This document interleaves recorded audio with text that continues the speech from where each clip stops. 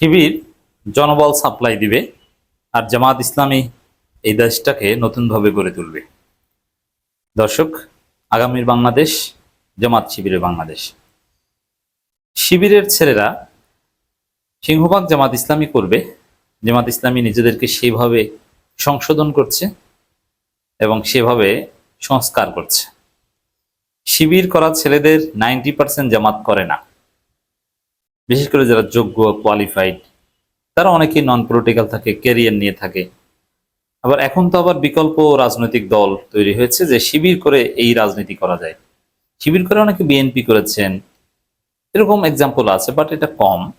আর সরাসরি শিবির আইডেন্টিটি নিয়ে এনসিপি নেতা হওয়া যায়, এনসিপি এমপি হওয়া যায়, ভবিষ্যতে খুব সহজে মন্ত্রী হওয়া যাবে, এই এক্সাম্পল সেট হয়েছে, যার ফলে অনেকেই সেদিকে যেতে চাইবে। এই জন্য জামাত ইসলামী নিজেদেরকে এমনভাবে সংস্কার করছে যাতে অন্য কোনো দলের শিবিরের ছেলেরা না যায়, জামাত ইসলামীতে যেতে পারে। তো দর্শক, আমির জামাত শিবিরের প্রোগ্রামে যে নির্দেশনা দিয়েছেন যে পরিকল্পিত ব্যক্তি গঠন ও টার্গেট ভিত্তিক কার্যক্রম আরো জোরদার করতে হবে। শিবিরের মূল কাজ হচ্ছে ব্যক্তি গঠন, মানুষ তৈরি, তারপরে সেই ম্যান পাওয়ার, জনবল সাপ্লাই দেওয়া। রাষ্ট্রকে সাপ্লাই দেয় শিবির। পলিটিক্যালি শিবির ডেফিনেটলি জামাত ইসলামীকেই সাপ্লাই দিতে চায়, কিন্তু পুরোপুরি পারে না। অবশ্য জামাতের মূল প্রোডাকশন হাউস কিন্তু শিবির। নতুনভাবে জামাত করে বা জামাতের দাওয়াতি কাজে উদ্বুদ্ধ হয়ে জামাত ইসলামী করে, এই সংখ্যাটা নেই বললেই চলে। তবে সাধারণ ভক্ত, সমর্থক, ভোটার, এটা রাজনৈতিক কারণে তৈরি হয়। 12ই ফেব্রুয়ারির আগে তৈরি হয়েছিল, জাস্ট পলিটিক্যাল কারণে, সিচুয়েশনগত কারণে, পরিস্থিতিগত কারণে অনেকে জামাতের ভোটার হয়েছে বা অনেকে সহযোগী সদস্য হয়েছে। বাট তারা কিন্তু দক্ষ বা যোগ্য নেতৃত্ব না।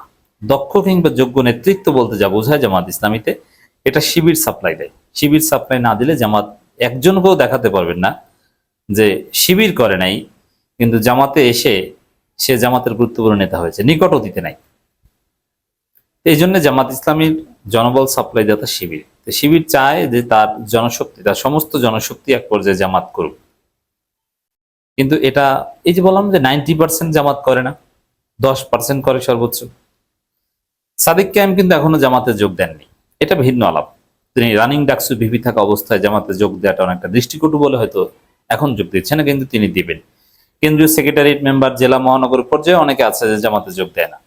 আর একদম জেলা মহানগরী বা এই পর্যায়ের সভাপতি, সেক্রেটারি বা এদেরকে হয়তো বা জামাত খোঁজ খবর নিয়ে রাখে বা রাখতে পারে, কিন্তু যারা সাথী সদস্য কিংবা বিশ্ববিদ্যালয় লেভেলের, এদের 90% জামাতে যোগ দেয় না। হ্যাঁ, তারা পেশাগত লাইফ নিয়ে থাকে, কিন্তু সেখানে থেকেও জামাতের সাথে কমিউনিকেশন রাখতে পারে, কিন্তু পারে না, রাখে না। শিবির চায় যে তাদের একজন সাথী সদস্য যেখানে যাক না কেন, তিনি জামাত ইসলামীর সাথে কানেক্টেড থাকবেন তার ছাত্র জীবন শেষ করার পর। কিন্তু সেটা সম্ভব হয় না। এখন কি করলে সেটা সম্ভব হবে? জামাত এটা নিয়ে ভাবছে এবং জামাত নিজেদেরকে সেভাবে সংস্কার করছে, যার ফলে আগামী সেশনে দেখবেন যে শিবিরের ছেলেরা ব্যাপকভাবে জামাতের সাথে কানেক্টেড থাকছে এবং শিবিরের ছেলেদের জামাত ইসলামীতে কানেক্টেড রাখতে এই জামাতের গঠনতন্ত্র সংশোধনের পর আপনারা যে নতুন সাংগঠনিক স্ট্রাকচার দেখবেন জামাতের, যেখানে একটা শক্তিশালী উপদেষ্টা পরিষদ থাকবে, তার সেই উপদেষ্টা পরিষদের প্রভাব জেলা মহানগরী পর্যন্ত চলে যাবে, তখন দেখবেন যে শিবিরের ছেলেদের ধরে রাখার একটা কার্যকর ব্যবস্থা হয়ে গেছে। এখন কনভেনশনাল যারা ট্র্যাডিশনাল শিবির তাদেরকে ধরে রাখা যায়, তখন ক্রিয়েটিভ শিবিরদেরকেও ধরে রাখা যাবে। এভাবে বাংলাদেশটাকে নতুনভাবে গড়ে তুলবে জুলাইয়ের চেতনার আলোকে। শিবির এবং জামাত জুলাইয়ের চেতনা পরিপূর্ণভাবে ধারণ করে। জুলাইয়ের চেতনাই তাদের পলিটিক্যাল চেতনা। তারা ইসলামী দল, কিন্তু রাজনীতিতে তো আর সবসময় ধর্ম বা ইসলাম এগুলো প্রয়োগ করা যায় না। যেমন জামাত ইসলামী নির্বাচনী ইশতেহারেই তো সরাসরি ইসলাম থাকে না, কারণ নির্বাচনটা এটা ইউনিভার্সাল, সবার জন্য একটা বিষয়। কিন্তু এইখানে যে চেতনাটা দরকার বা যে চেতনাটা জামাত শিবির এখন থেকে কাজে লাগাবে, সেটা হচ্ছে 24-এর চেতনা, জুলাইয়ের চেতনা, দ্বিতীয় স্বাধীনতার চেতনা। দেখেন জামাত শিবির এত সুন্দরভাবে এই জুলাইয়ের চেতনাটা ধারণ করে যে জুলাই শুরু হওয়ার পর প্রত্যেক দিনের এক একটা তাৎপর্য ছিল, এক একটা হাইট ছিল। যেমন 16 জুলাই, এই 16 জুলাই ছিল ঐতিহাসিক। অনেক শিক্ষার্থীকে হত্যা করা হয়েছে এই 16 জুলাই। এই 16 জুলাইকে জামাত শিবির আলাদাভাবে সেলিব্রেট করছে, আলাদাভাবে উদযাপন করছে, আলাদাভাবে স্মরণ করছে, আলাদাভাবে সম্মান দেখাচ্ছে। এটা অন্য কেউ দেখাচ্ছে না।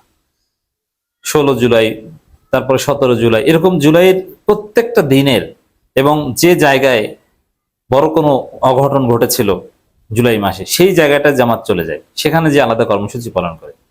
এবং এক এক শহীদরা তো আর সবাই একদিনে শহীদ হয় নাই, কেউ 16 তারিখ, কেউ 17 তারিখ, কেউ 25 তারিখের পর। এটা আলাদা আলাদাভাবে তালিকা করে ওই স্পটে জামাত এটাকে রিমেম্বার করার চেষ্টা করে। পুরোপুরি জুলাইকে সবচাইতে কার্যকরভাবে ধারণ করে জামাত এবং শিবির। এই জামাত শিবির মিলে আগামীর যে বাংলাদেশ, জুলাই ভিত্তিক যে বাংলাদেশ, সেই বাংলাদেশটাকে গড়ে তুলবে। এবং হ্যাঁ, জুলাইকে এনসিপিও ধারণ করে, আবার তারা জুলাই ব্যবসাও করুক, কিন্তু বাংলাদেশটাকে জুলাই চেতনার আলোকে গড়ে তোলা, নতুন ভাবে গড়ে তোলা, যে সংস্কারের আকাঙ্ক্ষা নিয়ে আমাদের জুলাই শহীদরা শহীদ হয়েছেন, সে আকাঙ্ক্ষা বাস্তবায়ন করা, এটা জামাত শিবিরের মতো সংগঠিত শক্তি ছাড়া অন্য কারো পক্ষে এখন সম্ভব নয়। বিএনপি চাইলে সবচেয়ে ভালো পারত, কিন্তু বিএনপি যেহেতু জুলাই চেতনা ওইভাবে পালন করতে চায় না, বিএনপি একটা বুর্জোয়া রাজনীতি বিশ্বাস করে, একটা দুর্বৃত্তায়নের রাজনীতি, এটা তাদের পলিটিক্যাল স্ট্রাকচারের অংশ, যার ফলে তারা চাইলেও আন্তরিকভাবে জুলাইকে ধারণ করতে পারছে না এবং জুলাই চেতনা অনুযায়ী সংস্কার বাস্তবায়ন করতে পারছে না। সংস্কার বাস্তবায়ন করতে শুধু জুলাইয়ের চেতনা ধারণ করলেই হবে না, আপনার সক্ষমতা লাগবে, আপনাকে বড় দল হতে হবে, আপনাকে ক্ষমতা যাওয়ার যোগ্য হতে হবে, নইলে আপনি কখনোই সংস্কার বাস্তবায়ন করতে পারবেন না, যেটা জামাত ইসলামীর এই মুহূর্তে আছে। এবং বাকি যে ঘাটতি আছে সেই ঘাটতি পূরণ করতে আমরা একসময় বলতাম যে শিবিরের ছেলেরা আগামীর বাংলাদেশের গুরুত্বপূর্ণ সব জায়গায় নেতৃত্ব দিবে। প্রথম আলো ডেইলি স্টারের সম্পাদক থেকে শুরু করে সচিব, অমুক, একসময় যেমন ছাত্র ইউনিয়ন সব জায়গায় ঢুকে গেছিল, কালের বিবর্তনে অনেকেই নাই হয়ে গেছে বা মারা গেছে, কিন্তু ছাত্র ইউনিয়ন বাংলাদেশের ইতিহাসে এই দিক থেকে ইন্টেলেকচুয়াল জগতে সবচেয়ে সফল ছাত্র সংগঠন। এরা বিভিন্ন দলের শীর্ষ নেতৃত্বে পর্যন্ত, রাষ্ট্রপতি, মন্ত্রী থেকে শুরু করে সব জায়গায় এদের লোক ঢুকাতে পেরেছে। আওয়ামী লীগের শীর্ষ নেতৃত্ব, বিএনপির শীর্ষ নেতৃত্ব, মন্ত্রী, সব জায়গায়, রাষ্ট্রপতি থেকে শুরু করে প্রধান বিচারপতি, সেনাপ্রধান, এমন কোনো জায়গা নেই যে যেখানে সাবেক ছাত্র ইউনিয়ন যায়নি। এরকম একটা দিন আসবে যখন এমন কোনো দিক থাকবে না যেখানে সাবেক শিবির থাকবে না। কিন্তু সাবেক শিবির এরা জামাত হবে না। কিন্তু আমরা দেখতে চাই এবং জামাত আশা করি নিজেদেরকে সেভাবে অ্যাডপ্ট করবে যে এই সাবেক শিবিরটা পেশাগত দক্ষতা বা তার নিজ নৈপুণ্যে বিভিন্ন জায়গায় যাবে, একদম রাষ্ট্রপতি থেকে শুরু করে প্রধান বিচারপতি, অ্যাটর্নি জেনারেল থেকে শুরু করে বিভিন্ন দলের মহাসচিব, সব জায়গায় যাবে। কিন্তু ইসলামী আন্দোলন, একামতে দিনের প্রতি যে মৌলিক আকর্ষণ, টান, এইটা অ্যাটলিস্ট থাকবে এবং জামাতের সাথে একটা ফান্ডামেন্টাল যোগাযোগ থাকবে। এইটা জামাত নিশ্চিত করতে পারবে বলে আমার মনে হয়। জামাত সেদিকে যাচ্ছে, জামাত যথেষ্ট উদার হচ্ছে।